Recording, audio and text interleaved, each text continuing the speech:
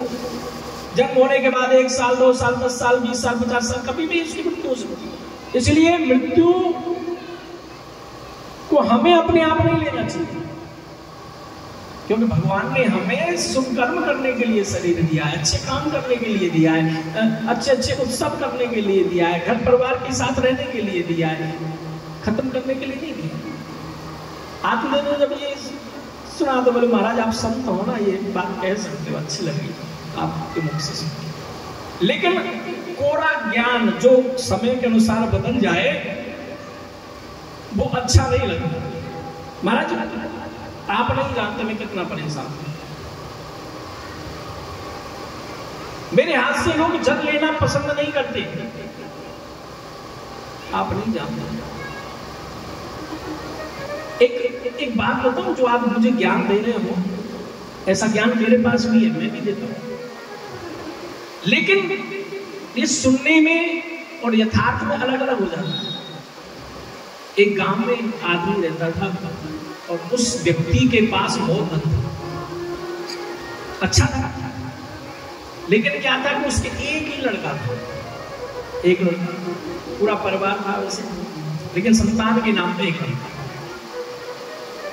देवलोक से क्या हुआ कि उसका लड़का कहीं जा रहा था और किसी सर्प ने उसको दंश लिया, उस लड़के को सर्प ने काटा।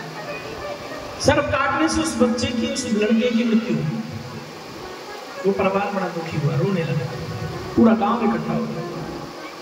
जवान बच्चा अभी खेलने खाने के जिसके पढ़ने के दिन चला गया, पूरे गांव को दुख, माता पिता का रो रो के बुरा हाल। वहां से एक संत जा रहे थे, उन्होंने देखा ये इतनी भीड़ हो रही है, सब रो रहे हैं, क्या बात है। वो भीड़ में गए और जाकर के पूछने भी, ये क्या बात है, क्यों रो रहे हो आप लोग? बोले महाराज ये जो फलाने व्यक्ति है ना, इनका एकमात्र इकलौता बेटा था, वो आज इस दुनिया से चला गया। संत हृदय नवनीत समाना, संतों का जो हृदय होता है ना, मक्खन जैसा होता है, तुरंत द्रवित हो जाता है। जैसे मक्खन को उंगली से ले तुरंत पिघल जाता है ना, थोड़ी सी गर्मी से। उसी प्रकार संतों का हृदय है, थोड़ी सी आंसू, थोड़ी सी आह देख करके द्रवित हो जाता है। संत ने जाकर के घर में उनको बड़ी अच्छी तरह समझाया कि भैया आए हैं सो जाएंगे, राजा रक्त फकीर, एक सिंहासन चढ़ चलो, एक बंधे। जो इस संसार में आया वो जाएगा जरूर, कोई शक नहीं है, कोई रोग नहीं है, ऐसी कोई अवस्था नहीं है कि भाई गारंटी हो कि नहीं जाएगा।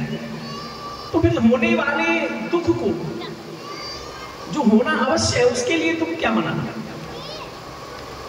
संत की बातें सुनकर के उनको कुछ धीरज मिला, सांत्वना मिली। संत वहां से चले गए। एक दिन वो व्यक्ति अपने घोड़े पे बैठ करके जंगल में जा रहा था, और जब जंगल में जा रहा था तो उसने देखा कि कुटिया में से रोने की आवाज आ रही है, रोने की आवाज। उसने अपने घोड़े को रोका, घोड़े से नीचे उतरा, कुटी में जाके देखा तो ये वही संत थे जो उस दिन उसको सांत्वना दे रहे थे। उस व्यक्ति ने सोचा इतने अच्छे संत हैं, उस दिन मेरा पुत्र का देवासन हुआ था, उस दिन वो आए थे ये, और इन्होंने मुझे बड़ी सांत्वना दी थी, मेरे हृदय को तसल्ली मिली थी, पूछो तो सही इनको कष्ट क्या है। उस व्यक्ति ने झोपड़ी में प्रवेश करके पूछा, महाराज आपको क्या कष्ट है, क्यों रो रहे हो? तो संत ने कहा, भैया मेरी बकरी मर गई है। उस व्यक्ति को बड़ा आश्चर्य कि मेरे पुत्र के मरने पर इन्होंने बड़ा ज्ञान दिया था, ये संत बकरी के मरने पर रो रहे हैं। तो बोले महाराज आप बकरी के मरने पर रो रहे हैं? उस दिन तो बड़ी ज्ञान की बात है। तो संत ने क्या कहा? संत कहने लगे, बेटा उस दिन पुत्र तेरा था, ज्ञान मेरा था, आज बकरी मेरी है, इसलिए ज्ञान तेरे पास है। जो समय के अनुसार बात बदल जाए वो बात सत्य नहीं होती, सत्य तो केवल हरि नाम है जो सदैव सत्य होता है। आप जो कह रहे कि भाई सब कुछ ऐसा ही है, जिसके है वो दुखी, जिसके नहीं है वो दुखी, तो महाराज मैं तो तभी सुखी होगा जब मेरी कोई संतति हो जाएगी। यदि आप कोई उपाय जानते हैं तो बताओ, नहीं तो अपन तो आज राधे राधे कर लेंगे। संत ने अपनी झोली में हाथ दिया, एक फल को निकाला और उनको दे दिया। लो, वैसे फल देने से पहले संत महाराज ने कह दिया था कि मैंने तेरा प्रारंभ देखा है, तेरा मुखमंडल देख के मैं समझ गया हूं कि सप्त जन्म चय पुत्र नैव चय नैव चय, 7 जन्म तक तेरे पुत्र नहीं है, लेकिन फिर भी मैं भगवान को आश्रय लेकर के तेरे को आशीर्वाद देता हूं, ये फल जाके अपनी पत्नी को खिला देना, तेरे यहाँ संतान हो जाएगी। ब्राह्मण बड़े प्रसन्न हुए, आपको दे फल ले आए, आकर के अपनी पत्नी धुंधली को दे दिया। धुंधली दरवाजे पे खड़ी, बोले क्या है? कर्कशा थी, बोलने में भी ऐसा लगता जैसे विस्फोट हो गया हो। महाराज जी ने फल दिया, हाथ में रखा, बोले क्या है? बोले देवी ये फल है। बोले हमको तो दिख रहा है, क्या करना है? बोले ये खाना है, इसको खाने से हमारे यहाँ संतान हो जाएगी। अच्छा ठीक है, चले गए संत, प्रसाद देते ब्राह्मण देता। अब वो हाथ में फल लेके सोच रही है क्या करूं, खाऊं कि नहीं खाऊं, क्योंकि धुंधली है ना बुद्धि, जब धुंधली मलिन हो जाती है तो नाम धुंधली हो जाता है। साफ बुद्धि होती है तो वो तो बिना क्वेश्चन के खा लेती है, लेकिन ये धुंधली है, अधिक तो तर्क करने वाली, हर बात में क्यों, फिर क्या होगा, ऐसे क्यों करे, ऐसी बुद्धि जो होती है वो धुंधली होती है।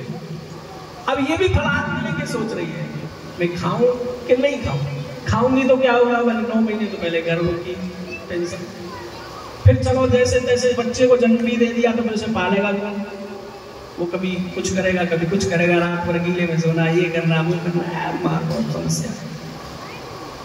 पर नहीं खाऊंगी तो क्या होगा, महाराज जी नाराज हो जाएंगे, लटवट पड़ जाएंगे, सब फालतू सोच रही है।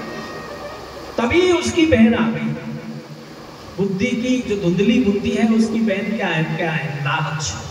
जो लालची होती है वो धुंधली बुद्धि की बहन है। वो आ गई, बोली क्या सोच रही है फल हाथ में लेके? कल क्या बताऊं बहन, आज ब्राह्मण दिन का पता नहीं आए, फल कहाँ से ले आए, कह रहे खा लेना संतान हो जाएगी, फल से कहीं संतान हो। अब नहीं खाऊंगी तो गड़बड़, खाने के बाद सच में हो गई तो समस्या। बोली एक उपाय मेरे पास है, एक रास्ता है। बोले क्या? तो देख तेरे पास संतान नहीं है। बोले हाँ। और मेरे पास क्या है? बोले संतान। तेरे पास क्या है? बोले मेरे पास तो धन बहुत है। और मेरे पास क्या नहीं? बोले धन नहीं है। तो ऐसा करना, मेरे अब कुछ दिनों के बाद जो संतान होगी मैं तुझे दे दूंगी और बदले में तू धन मुझे दे दूंगी, और कुछ देर के लिए मैं तेरे घर रहने भी आ जाऊंगी, उसे पालन पोषण कराने के लिए। कह अपने पति से कह देना मेरी बहन का बच्चा जो है होते ही जन्म लेते ही मर गया ना, इसलिए आई है, तो तेरा काम भी हो जाएगा। उसको बहन की बात समझ आ गई, ये बहुत अच्छी बात है। बोले इस फल का क्या कर? बोले इस फल को गाय को खिला दो। अपनी गाय जो बंधी हुई थी आंगन में, उसके आगे फल को डाल दिया और दोनों बहनें आराम से रहने लगी। समय आया उस फल के खाने से जय हो सूर्यदेवता की। फल के खाने से समय आने पर गौ माता के पुत्र हुआ, जिसके कान गाय जैसे, बाकी सारी शरीर जो है मानव का। नाम रखा गोकर्ण। बोलिए गोकर्ण जी महाराज की। गोकर्ण नाम रख दिया। और उस धुंधली की बहन के यहाँ भी एक पुत्र हुआ, जिसको उसने धुंधली को दे दिया। धुंधली ने नाटक किया था कि भाई संतान होने वाली है, ब्राह्मण को खबर कर दिया आत्मदेव जी को कि संतान हो गई है, पुत्र हुआ है। आत्मदेव आए, नामकरण करने लगे। बोले तुम नाम नहीं रखोगे, हम नाम रखेंगे, हम माँ है भाई, हम बच्चे की माँ, हम नाम रखेंगे, आप नहीं रखोगे। बोले ठीक है तू रख ले देवी। ब्राह्मण बोले कि हमारा नाम है धुंधली, इसका इसलिए इसका नाम होगा धुंधकारी। यथा नाम तथा गुण, जैसा नाम हम रखते हैं ना बच्चे वैसे ही गुण विकसित हो जाते हैं बच्चे। यथा नाम तथा गुण। धुंधकारी नाम श्रीमद् भागवत में लिखा है, सब हस्तेन भोजने, जो सबके हाथ से भोजन कर ले। सबके हाथ कौन से होते हैं? सब समझते हो? नास। सबके हाथ से जो भोजन कर ले। सबके हाथ वो होते जिसने कभी भगवान का श्रृंगार नहीं किया, कभी भगवान के लिए प्रसाद नहीं बनाया, कभी भगवान के नाम में कीर्तन में ताली नहीं बजाई, वो हाथ थोड़ी है, वो सबके हाथ। धुंधकारी यही करता, बड़ा होने लगा धीरे धीरे चोरी करना, जुआ खेलना, लूटपाट करना काम हो गया। गोकर्ण जी बड़े हुए, पिताजी से बोले देखो हम तो ज्ञान प्राप्ति करने के लिए जा रहे काशी, और आपको सलाह हम दे रहे हैं कि आप भी चले जाओ घर छोड़ के, नहीं जबरदस्ती जाना पड़ेगा, तुम भी जाके भजन करो। गोकर्ण जी की बात सुन के आत्मदेव बोले ठीक है। आत्मदेव चले गए भजन करने जंगल में, और गोकर्ण जी चले गए विद्याधन करने काशी। अब भाई भी चले गए, पिताजी भी चले गए, धुंधकारी हो गया निरंकुश, अब तो कोई नहीं है ऊपर कहने वाला न सुनने वाला। और जब ऐसा हो जाता है तो बच्चा और बिगड़ जाता है, धुंधकारी और बिगड़ गया। एक दिन अपने घर आया, आकर के अपनी माँ से बोला कि जितना धन रखा है सब दे देना, शाम को आऊंगा, नहीं तो देख लेना बस। माँ घबरा गई, शाम को आएगा, धन तो है नहीं दूंगी तो मुझे मारेगा। उस डर से उस धुंधली ने दौड़ करके घर के सामने एक सूखा कुआं था, उसमें कूद करके अपने जीवन को समाप्त कर दिया। धुंधकारी आया, देखा माँ जी तो चली गई, पिताजी पहले नहीं थे, भाई पहले चला गया। अब बिल्कुल निरंकुश हो गया, जितने भी घर में भांड बर्तन आदि थे सबको बांध लिया, गट्ठर में ले गया, अपने दोस्तों के जो दुष्टमती के दोस्त थे उनके पास सब बेच बाच के खा के छुट्टी में। पैसे की कमी होने लगी, राजा के यहाँ चोरी की, जैसी राजा के यहाँ चोरी की, दुष्ट मती के जो साथी होते हैं वो साथ नहीं देते। उन्होंने देखा रही तो राजा के यहाँ चोरी करके आ गया, राजा को मालूम पड़ेगी तो इसको सजा मिलेगी हमको भी मिलेगी। तो उन्होंने सोते हुए समय, रात्रि के समय धुंधकारी का गला दबा करके उसको मार दिया। लेकिन जो पापी होता है ना उसके प्राण सहज नहीं निकलते। धुंधकारी के प्राण निकले, वो प्रेत बन गए। गोकर्ण जी ने सुना कि मैया माता जी का प्राणांत हो गया, धुंधकारी भी मर गया है। दोनों के लिए उन्होंने गया जी में समी के पत्रों पे पिंडदान किए, अब उन दोनों की मुक्ति के लिए। कलयुग में भी बहुत लोग जाते हैं पिंडदान करने, करना चाहिए, अच्छी बात है। आत्मदेव जी वन में ध्यान कर रहे, गोकर्ण जी ने पिंडदान किया माता के और भाई के लिए, और मन में सोचा कि चलो चल के देखते हैं हमारे लायक कोई सामान बचा है कि नहीं बचा है, घर में कुछ है कि नहीं। चलने लगे और चलते चलते जो है पहुंच गए अपने नगर के समीप। लेकिन रात हो गई तो मन में विचार किया कि भैया ये सामने जो बट वृक्ष हैं इसके नीचे ही आज रात काट लेते हैं, है नहीं। सुबह पहले घर में प्रवेश करेंगे, देखेंगे कुछ है कि नहीं। बट वृक्ष के नीचे बैठ गए, भोजन तैयार किया, भोजन तैयार के भोग लगाने लगे तो देखा कि एक प्रेत नाना प्रकार के रूप रख करके उन्हें डराने की कोशिश कर रहा है, डराने की कोशिश कर रहा है। उन्होंने अपने जल कमंडल से जल लिया और उस प्रेत के ऊपर डाल दिया और पूछने लगे काम तुम कौन हो। अब जैसे ही जल डाला तुरंत उस प्रेत में बोलने की शक्ति आ गई और कहने लगा कि हे भैया अहम भ्राता त्वदीयोऽस्मि धुंधकारी नामतः स्वकीयेनेव दोषेण ब्रह्मतत्त्वनाशितं मया।